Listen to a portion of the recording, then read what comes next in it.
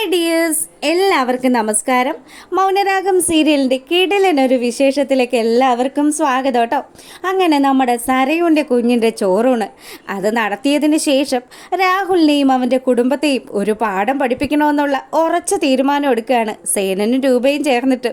അപ്പോൾ ഇവർ ഈ ഒരു തീരുമാനം എടുക്കുന്ന സമയത്ത് കിരണും കല്യാണിയും ഒക്കെ ഇവരുടെ അടുത്ത് തന്നെയുണ്ട്.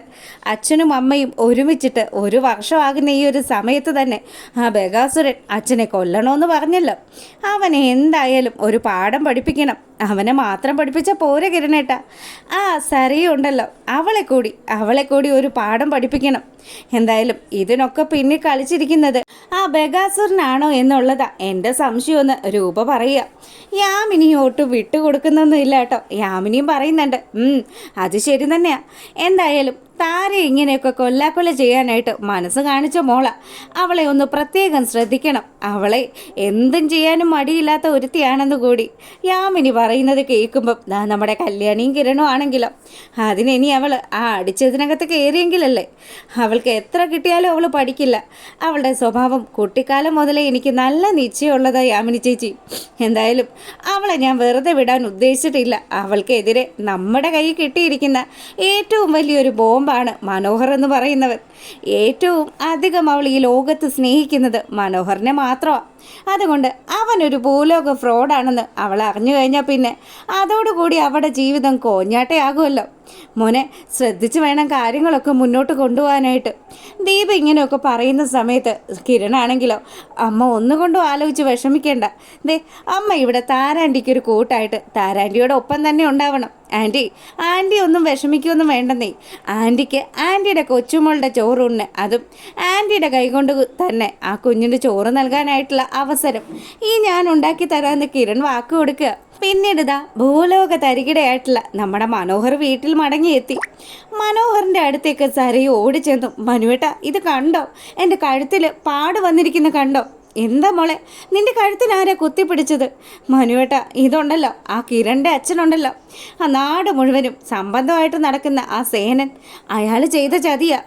ഇതൊക്കെ കേട്ട് നിൽക്കുമ്പം അപ്പോൾ ഇവളുടെ കയ്യിലിരിപ്പിന് അയാൾ 2 കൊടുത്ത ലക്ഷണമുണ്ട്. എന്തായാലും നന്നായി. ഞാനോ തല്ലുന്നില്ല. ആരെങ്കിലും തല്ലി ഇവൾ നന്നാകുകയാണെങ്കിൽ നന്നായിക്കോട്ടെ എന്ന് മനോഹർ മനസ്സിലാലോചിക്കുമ്പം സരയു ചോദിച്ചു, എന്താ മനുവേട്ടൻ എന്താ ഈ ആലോചിച്ച് കൂട്ടുന്നത്? എന്നെ ആര് ഉപദ്രവിച്ചാലും മനുവേട്ടനൊരു പ്രശ്നവും ഇല്ലല്ലേ? ഇന്നാൾ ആ കല്യാണി വന്ന് ഇവിടെ വന്ന് പ്രശ്നം ഉണ്ടാക്കിയപ്പോഴും മനുവേട്ടനൊരു അക്ഷരം പോലും പറഞ്ഞില്ലല്ലോ. അതുമോളെ അന്ന് ഞാൻ പറഞ്ഞു പെൺപിള്ളേരുടെ ദേഹത്ത് ഞാൻ കൈവയ്ക്കില്ല എന്ന്. ഓ ആയിക്കോട്ടെ, അത് പെങ്കൊച്ചാണെങ്കിൽ ഇപ്പം എന്നെ വന്ന് കഴുത്തിന് ഞെക്കി പിടിച്ചത് ആ സേനന, ആ കിരണിൻ്റെ അച്ഛൻ. മോളെ എന്തിനാ നീ ആവശ്യമില്ലാണ്ട് ആ താരയുടെ പിന്നാലെ പോയിട്ടല്ലേ സേനൻ നിൻ്റെ പിന്നാലെ വന്നതും ഈ പ്രശ്നമൊക്കെ ഉണ്ടായതും? മനുവേട്ട എന്നെ മുഴുഭ്രാന്തിയാക്കരുത്. എനിക്ക് ഈ ലോകത്ത് ആകെ മൊത്തം സപ്പോർട്ടായിട്ടുള്ളത് മനുവേട്ട മാത്രമാണ്. ഇവിടെ ഒരു തന്തപ്പൊടിയുണ്ട്. അയാൾ എന്തിനു കൊള്ളാം. അയാൾ ഇത്രയും നാളും ഞാനാണ് അയാളുടെ ഏറ്റവും വലിയ സ്വത്തെന്നും പറഞ്ഞ് ജീവിച്ചിട്ട് ഇപ്പോൾ അങ്ങേര് എന്നെ ആരെങ്കിലും ഒന്ന് തല്ലിയാലോ അല്ലെങ്കിൽ എന്നെ ആരെങ്കിലും ഒന്ന് ദേഷ്യത്തോടു കൂടി സംസാരിച്ചാലോ പോലും ഒരക്ഷരം പോലും ഇപ്പം മിണ്ടാത്ത അവസ്ഥയല്ലേ. ഞാൻ എങ്ങനെയാണ് പിന്നെ ഈ വീട്ടിൽ നിൽക്കുന്നത്? അമ്മ എന്ന് പറയുന്ന ഒരുത്തിയുണ്ട്. എന്താ ഒന്നിനും കൊണ്ട് ഒരു ഗുണവും ഇല്ല. ഇനി പറഞ്ഞിട്ടൊരു കാര്യമില്ല. ഞാൻ എന്തായാലും ഇതിനൊക്കെ കണക്ക് ചോദിച്ചിരിക്കുമെന്നൊക്കെ സരയു ദേഷ്യപ്പെട്ട് പറയുക. മനോഹറാണെങ്കിൽ പോയി ചോദിക്ക്. എന്തായാലും നിനക്ക് കിട്ടാനുള്ളതൊക്കെ നീ കൂട്ടി വാങ്ങിച്ച് വെച്ചോ സരയു എന്നുള്ള രീതിയിൽ അവനിങ്ങനെ ആലോചിച്ചുകൊണ്ട് നിൽക്കുക. പിന്നീടാണെങ്കിലോ കിരണും കല്യാണിയും കൂടി നമ്മുടെ മനോഹറിൻ്റെ അടുത്തേക്ക് ചെന്നു. അല്ലടാ അപ്പം എങ്ങനെയാ, നാളെയല്ലേ നിൻ്റെ കുഞ്ഞിൻ്റെ ചോറൂണ പരിപാടി? അതെ. അല്ല, ഞങ്ങൾ നിന്നോടൊരു കാര്യം ആവശ്യപ്പെട്ടിട്ട് നീ അത് ഇതുവരെ ഒന്നും സാധിച്ചു തരാമെന്ന ലക്ഷണമൊന്നും കണ്ടില്ലല്ലോ. എൻ്റെ പൊന്ന് കിരൺ സാറ്, നിങ്ങൾ എന്നെ ധർമ്മസങ്കടത്തിലാക്കരുത്. അറിയാലോ അവൾക്ക് നല്ല ഭ്രാന്താണ്. അവൾ ഇന്ന് തന്നെ എന്തൊക്കെയാണ് കാണിച്ചു കൂട്ടിയത്. അവളുടെ സ്വഭാവം എപ്പം മാറുമെന്നൊന്നും പ്രവചിക്കാനേ പറ്റത്തില്ല. എന്തായാലും ഞാൻ സാറ് പറഞ്ഞ കാര്യങ്ങളൊക്കെ അവളോട് സംസാരിച്ചു. പക്ഷെ അവളുണ്ടല്ലോ അമ്പിനും വില്ലിനും അടുക്കുന്നില്ല. ഇനി ഞാൻ എന്താ ചെയ്യേണ്ടത് സാറേ? നീ ചെയ്യേണ്ടത് ചെയ്യണം. നീ ചെയ്തില്ലെങ്കിൽ നീ ആരാണെന്നും നീ ആരെയൊക്കെ പറ്റിച്ചാണ് ജീവിക്കുന്നത് എന്നുമുള്ള കാര്യം ഞങ്ങൾ 2 പേരും കൂടി ചേർന്ന് അവളോടങ്ങോട്ട് പറയാടാ.